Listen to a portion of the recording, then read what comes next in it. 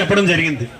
అసలు కేసుల్లో ఏం తప్పు ఉంది, 77 అనేది అప్లై అయిందా లేదా, ఇన్ కేస్ మెయిన్స్ జరిగితే జరిగే పరిణామాలు కూడా చెప్పడం జరిగింది. ఇది ఎగ్జామ్ రాసినోడికి రాయిపోయినోడికి అందరికీ నష్టం జరుగుతుంది. ఈ 900 పైచులకు పోస్టులు ఏవైతే ఉన్నాయో అవి డెడ్ అయిపోతాయి, రేపొద్దున ఇది ఎవరికి ఉపయోగం ఉండదు అని చెప్పడం జరిగింది. అంటే ఎగ్జామ్ క్యాన్సిల్ అవుతుంది. ఎందుకంటే ఏ లీగల్ కేసు కూడా ఎప్పుడు తేలుతుందో ఎవరికి తెలియదు. అది 10 సంవత్సరాలు పడుతుందో 20 సంవత్సరాలు పడుతుందో తెలియదు. కాబట్టి ఉన్న విషయాన్ని స్పష్టంగా అతనికి చెప్పడం జరిగింది.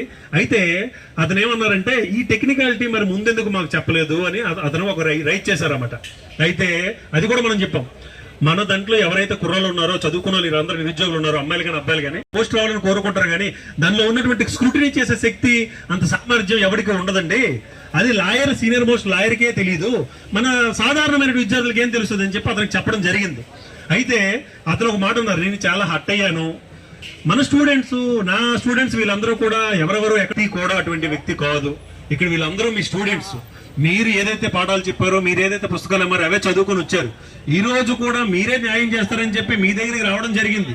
అంతే తప్పించి మీకోసం ఎవరు ఇక్కడ ద్వేషంగా కానీ ఏ రకంగా వ్యతిరేకంగా మాట్లాడడం జరగలేదని చెప్పి స్పష్టంగా అతనికి చెప్పడం జరిగింది. అది ఓకే.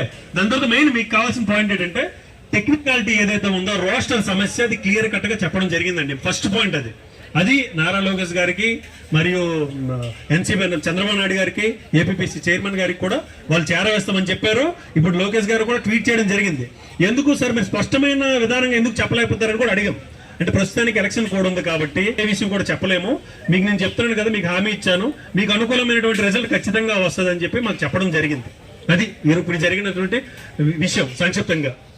మేము వెళ్ళాం కదా, ఒక 5 మెంబర్స్ వెళ్ళాం. లెటర్స్ కూడా 2-3 లెటర్లు రాయమన్నారు. సొంతంగా రాసాము మన సమస్యని స్పష్టంగా. ఎందుకంటే మాటతో చెప్పకూడదు, కొన్ని విషయాలు అనేవి డాక్యుమెంటెడ్ గా ఉండాలి కదా. రాసి సంతకాలు పెట్టి ఇవ్వడం జరిగింది. దాంట్లో కూడా స్పష్టంగా మెన్షన్ చేసాం.